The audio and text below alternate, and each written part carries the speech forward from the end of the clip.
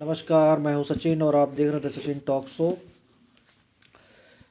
Samajwadi party के नेता इतने बौखला गए हैं कि वो अब अयोध्या की जो मिल्कीपुर सीट है उस पर उलूल जुलूल बातें करने पर उतारू हो गए, क्योंकि उन्हें लग रहा है कि जिस तरीके से योगी ने चक्रव्यूह बिछाया है चारों तरफ, उसमें वो बुरी तरह फंसते हुए नजर आ रहे हैं। अखिलेश यादव मीडिया में आके कहते हैं कि निष्पक्ष चुनाव नहीं हो सकता मिल्क अयोध्या की मिल्कीपुर सीट पे। ये बताइए, हिंदुस्तान में कितने चुनाव निष्पक्ष होते हैं? और अगर निष्पक्ष नहीं होते हैं तो ये जीत के कैसे विपक्ष आ जाता है? आप इतनी सीटें उत्तर प्रदेश से जीते तो निष्पक्ष चुनाव नहीं हुआ। आप 2 सीटें उपचुनाव में जीते, निष्पक्ष चुनाव नहीं हुआ। आप खुद कन्नौज से सीट गए तो निष्पक्ष चुनाव नहीं हुआ।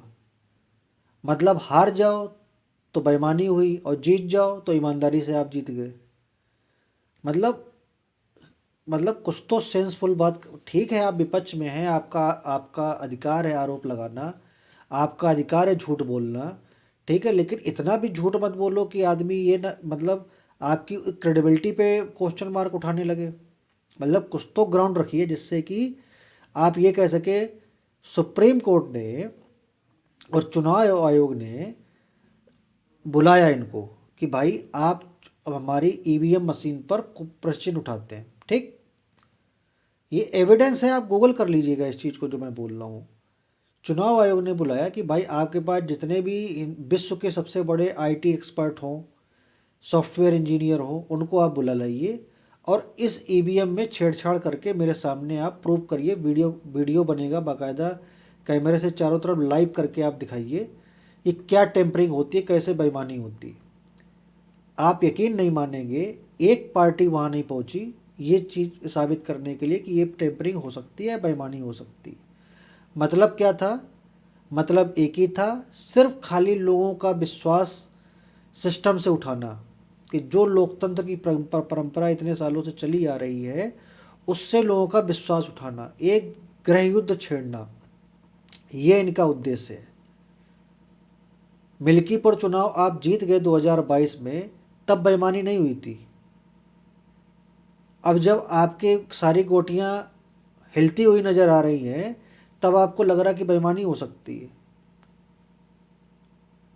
मतलब गजब की पॉलिटिक्स है अखिलेश यादव जी, क्योंकि संघर्ष तो कभी किया नहीं है, राजाओं की ज़िंदगी जी है आपने, तो आपको तो ग्राउंड की रियलिटी वैसे ही नहीं पता है। और वैसी जनता भी है जिसने बिना कुछ देखे सुने आपको संविधान के नाम पे 35 सीटें 30 सीटें दे दी हैं आपको। तो किस्मत तो आपकी, मैं कहता हूँ, बहुत बढ़िया है। आपके जैसे नेता अगर और देश में आ जाए तो देश का कल्याण कितना बढ़िया हो जाए। देश को तो एक तरीके से लूट खाएं, क्योंकि इतिहास इस बात का गवाह है कि अगर इस तरीके के नेता और भी अगर देश में पैदा होते रहे, आते रहे, तो इस देश से क्या हो सकता है। कन्नौज में इतना बड़ा हादसा हो गया, वहाँ पर लेंटर गिर गया, रेलवे का जो वहाँ पर बन रहा था, कंस्ट्रक्शन हो रहा था, ये साहब वहाँ देखने तक नहीं गए। ये कन्नौज के सांसद हैं, ये कन्नौज लोकसभा क्षेत्र के सांसद हैं। ये हाईवे से निकल गए और वहाँ पर पीड़ितों को देखने तक नहीं गए। ये नेता है, ये समाजवादी नेता है। कहाँ समाजवाद है इनका? मुझे आज तक इनका समाजवाद नहीं दिखा। ये कन्नौज के लोकसभा सांसद हैं। आपके क्षेत्र में, आपके कॉन्स्टिट्यूंसी में कोई अगर चीज़ होती है तो ये जिम्मेदारी वहाँ के जनप्रतिनिधि की है, वो अपने लोगों को या वहाँ की व्यवस्था को देखे कि क्या हुआ क्या नहीं हुआ। यह बाकायदा अपना हूटर बजाते हुए हाईवे लखनऊ आगरा एक्सप्रेसवे से निकल गए। ये नेता है। कहाँ दिखेंगे? ये दावते वलीमा में दिखते हैं। ये बड़ी बड़ी 360 डिग्री की फ़ोटो डालते हैं, बढ़िया चमचमाती हुई। तो बात मैं मिल्कीपुर पे कर लेता हूँ, बाकी तो बहुत सी चीज़ें इनके बारे में बोलने के लिए। मिल्कीपुर चुनाव पूरी तरीके से फंसा हुआ है आज समाजवादी पार्टी के लिए। बीजेपी के नेताओं की बूथवार और हर घर पे ड्यूटी लगा दी गई है मिल्कीपुर में कि आपको ये वोट निकालना ही निकालना है। योगी आदित्यनाथ ने चारों तरफ से गोटियां बिछा दी हैं और चारों तरफ से चक्रव्यूह ऐसा रचा हुआ है कि अब जो अवधेश प्रसाद हैं पासी, इनको अब दिन में तारे नज़र आ रहे हैं। इन्हें ये सीट अपने बेटे की फंसती हुई नज़र आ रही है, क्योंकि अयोध्या के नाम पर जिस तरीके से योगी आदित्यनाथ ने वहाँ के लोगों को संबोधित किया है कि चलिए आपसे एक बार गलती हो गई, लेकिन अब की बार गलती नहीं होनी चाहिए, तो वहाँ के लोग थोड़ा पश्चाताप भी करना चाहते हैं इस बात का कि नहीं, अवधेश प्रसाद को संविधान के नाम पर जिस तरीके से हमने वोट किया वो गलती थी हमारी, अब गलती नहीं होगी। इसलिए मिल्कीपुर चुनाव को वो एक सेमीफाइनल के तौर पे ले रहे हैं और उस गलती को सुधारने का प्रयास करने वाले हैं। तो अखिलेश यादव इस वजह से भी है क्योंकि जिस तरीके से वो अवधेश प्रसाद को अपने बगल में बैठाल के बीजेपी को जिस तरीके से बीजेपी को चिढ़ाते थे, तो अब योगी आदित्यनाथ भी मिल्कीपुर के जो विधायक जीत के आएंगे उनको अपने बगल में बैठा लेंगे और अखिलेश यादव को चढ़ाएंगे, क्योंकि योगी आदित्यनाथ अखिलेश से 4 कदम आगे, लोग 2 कदम आगे होते हैं, ये 4 कदम आगे। तो वो कैलिबर अखिलेश यादव के अंदर तो है नहीं योगी जी वाला। योगी जी तो 4 कदम राजनीति के माहिर आदमी हैं, उनको तो ये समझ रहे थे कोई ऐसा ही पहाड़ से आ गया बाबा टाइप का आदमी, इसे कुछ ना राजनीति पता है, ना सिस्टम पता है, ना एडमिनिस्ट्रेशन पता है। जबकि उत्तर प्रदेश की 8 सालों की सरकार में एडमिनिस्ट्रेशन भी दिखाया, कानून व्यवस्था भी दिखाई और डेवलपमेंट भी दिखाया और चुनाव लड़के भी दिखा दिया। मतलब एक मैच्योर नेता के रूप में जिस तरीके से स्थापित किया है योगी आदित्यनाथ ने, ये दिखा दिया है कि पॉलिटिक्स क्या होती है और राज्य कैसे चलाया जाता है, एक मुख्यमंत्री, आदर्श मुख्यमंत्री क्या हो सकता है। इसका एक एग्जाम्पल देता हूँ आपको मैं। हमारा एक मित्र है कानपुर में, उसकी वाइफ का ऑपरेशन होना था, तो कुछ पैसे की उसको ज़रूरत थी, नहीं करा पा रहा था किसी कारणवश, पर क्योंकि पैसा उसमें लगना था 1 लाख रुपए के आसपास। तो एक टाइम था जब आपको मुख्यमंत्री से सहायता चाहिए होती तो किसी को नेता को पकड़ना पड़ता था, विधायक को, वहाँ के लोकल को, वो अपना कमीशन वगैरह सेट करता था और वो पैसा दिला देता था।